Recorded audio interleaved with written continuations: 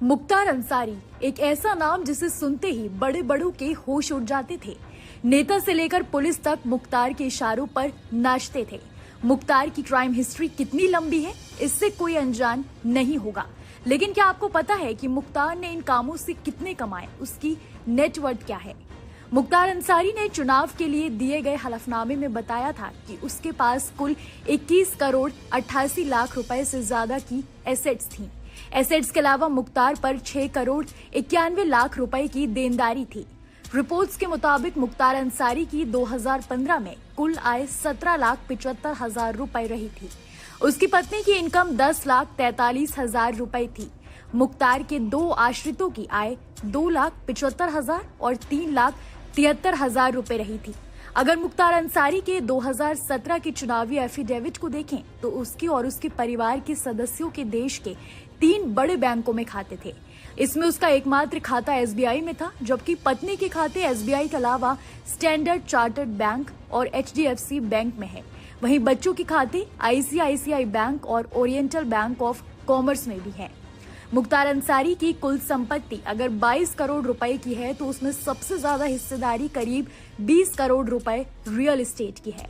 अगर उसके 2017 के चुनावी हलफनामे को देखें तो मुख्तार अंसारी और उसकी पत्नी के नाम पर करीब 3 करोड़ 23 लाख रुपए की एग्रीकल्चर लैंड है। इसके अलावा 4 करोड़ 90 लाख रुपए की नॉन एग्रीकल्चर लैंड भी उसके परिवार के पास है।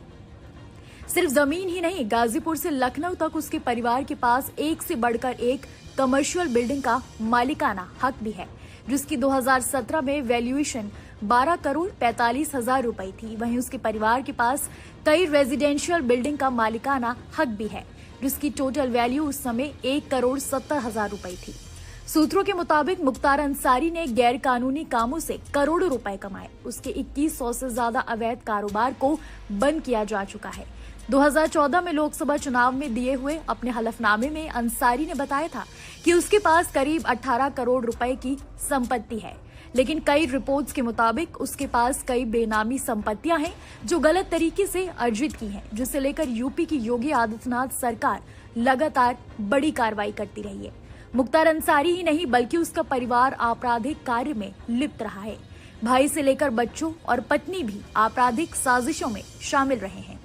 अकेले मुख्तार पर 65 से ज्यादा मामले दर्ज हैं, जिसमें हत्या से लेकर फिरौती तक के मामले हैं।